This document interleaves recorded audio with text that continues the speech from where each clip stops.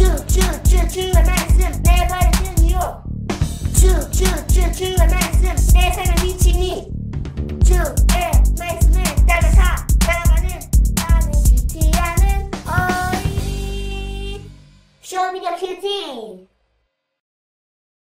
네, 여러분 반갑습니다. 오늘은요 사무엘하 6장 말씀을 같이 한번 살펴보도록 합시다. 1절에서 8절 말씀이에요. 다윗이 이스라엘에서 뽑은 무리 3만 명을 다시 모으고 다윗이 일어나 자기와 함께 있는 모든 사람과 더불어 바알레 유다로 가서 거기서 하나님의 궤를 메어오려 하니 그 궤는 그릇들 사이에 좌정하신 만군의 여호와의 이름으로 불리는 것이라. 그들이 하나님의 궤를 새 수레에 싣고 산에 있는 아비나답의 집에서 나오는데 아비나답의 아들 우사와 아효가 그 새 수레를 모니라.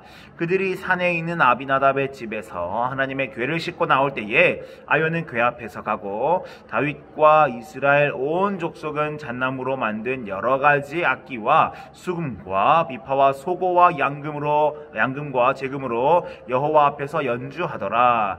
그들이 나곤의 타작마당에 이르러서는 소들이 뜀으로 우사가 손을 들어서 하나님의 궤를 붙들었더니 여호와 하나님이 우사가 잘못함으로 말미암아 진노하사 그를 그곳에서 치시니 그가 거기 하나님의 궤 곁에서 죽으니라.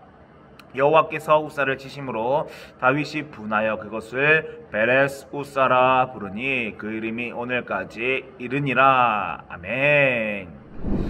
네, 여러분 명절 연휴를 잘 보냈습니까? 쉬다가 오랜만에 학교도 가고 학원도 가라니까 막 힘들죠. 하기 싫죠. 그래도요 우리 함께 힘을 내고 오늘도 파이팅 있게 달려봅시다.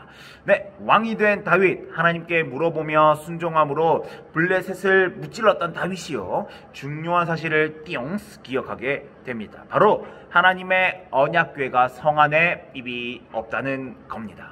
아니, 나도 이렇게 멋진 성에 있는데 하나님이 앉으셔서 다스리시는 언약궤가 저 밖에 있다니, 혹시나 또 블레셋에 쳐들어와서 블레셋이 또 쳐들어와서 언약궤를 뺏어가면 어떡할까? 안 되겠다. 언약궤가 보관되어 있는 아비나답의 집으로 가서 언약궤를 가지고 와야지 라는 생각을 했던 것 같아요. 어때요 여러분? 다윗의 생각과 마음이 참 멋지죠. 그렇게 다윗은요 언약궤를 가져오기 위해서 3만 명을 선발했어요. 그리고 수레를 새로 만들었답니다. 3만 명을 선발하고 새롭게 수레를 만들었다는 것은 그 거룩한 물건 언약궤에 대해서 아주 조심스럽고 소중히 여기고자 하는 다윗의 마음이 잘 표현되어 있는 것 같아요. 다윗은요 자신이 할 수 있는 최선의 준비를 다 했어요. 그리고 언약궤가 아비나답의 집에서 나올 때에 다윗과 온 이스라엘들은요 여러 가지 악기들을 연주하면서 기쁨으로 노래를 했답니다. 그런데 갑자기 수레를 잘 끌던 소가 깜짝 놀라서 펄쩍 뛰었어요. 소가 뛰어버리니까 뒤에 수레에 있던 언약궤가 어떻게 되었을까요? 막 흔들렸겠죠. 그래서 수레를 몰던 이 우사라는 사람이 소중한 언약궤가 떨어지면 안 되니 손으로 언약궤를 딱 붙잡았어요. 어때요? 우사도 되게 귀한 마음이었죠. 그런데 어떤 일이 일어났냐 하면요 하나님께서 화가 나셨어요. 그래서 우사를 빵 치셨어요.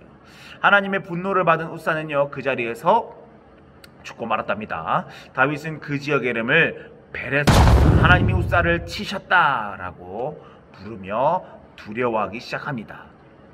여러분, 언약궤를 크고 멋진 예루살렘으로 가져오려던 다윗의 마음, 혹시나 수레에서 언약궤가 떨어질까 하는 걱정에 언약궤를 붙잡았던 우사의 마음, 다 참 좋은 마음이지 않습니까? 그런데 하나님은요 그들의 마음 때문에 화가 나셨어요. 하나님이 화가 나신 것을 본 다윗은 두려워하면서 언약궤를 가져오지 못하고요 오베데돔이라는 사람의 집에 맡겨 두었답니다. 도대체 하나님이 왜 화가 나셨을까요? 이유는 간단합니다. 바로 하나님의 방법이 아니었기 때문이죠. 하나님께서는요 언약궤를 옮길 때에 레위 자손 중 그 중에서도 고아 자손들이 들어서 메고 옮겨야 한다라는 규칙을 주셨어요. 그런데 다윗과 아비나답은요 그 규칙을 무시하고 자기들의 마음대로 언약궤를 옮기려고 했던 거죠. 또 우사는요 자기가 생각할 때 하나님의 언약궤가 떨어질 것 같아 위험해 보여라고 마음먹으며 손을 댔지만, 여러분 생각해 보세요. 하나님은요, 우사의 손에 의해서 보호받아야 할 만큼 나약한 존재가 아니세요. 다윗과 우사는요, 자신들이 할 수 있는 가장 최고의 방법으로 신중하게 또 가장 멋지게 언약궤를 옮기려고 준비했고 언약궤를 대했어요. 그들의 마음이 너무 선하고 좋았겠죠. 하지만 그 안에 하나님이 가르쳐 주신 방법은 보이지가 않아요. 하나님이 전능하신 하나님이시다라는 고백도 보이지가 않죠. 결국 아무리 좋은 일이라고 해도요, 하나님의 방법이 아니면 그 방법은 절대 완성이 될 수가 없는 거예요. 여러분, 우리는요, 이 베레스 우사의 사건을 잘 기억해야 합니다. 하나님이 우사를 치셨다, 잘 기억해야 돼요. 다윗이 가지고 있던 좋은 마음, 우사의 선한 마음이 아무리 좋았다고 한들 그것보다도 더 중요한 것은요, 하나님의 방법을 따라가는 거예요. 하나님의 말씀을 듣고 순종하는 것이고요, 하나님이 하나님이심을 항상 기억하고 인정하는 거예요. 사람이 할 수 있는 최고의 방법을 선택하고 진행을 한다 해도 하나님의 방법이 아니면 그것은 하나님의 일을 하는데 실패라는 사실을 여러분 잘 기억하면 좋겠습니다. 우리가 큐티를 하는 것도요, 또 하나님을 찬양하는 것도요, 하나님을 예배하는 것도요, 내가 이만큼 대단한 사람이에요, 잘 준비했어요, 보세요, 율동 하나도 안 틀렸죠. 여러분, 짜잔, 나 대단하죠.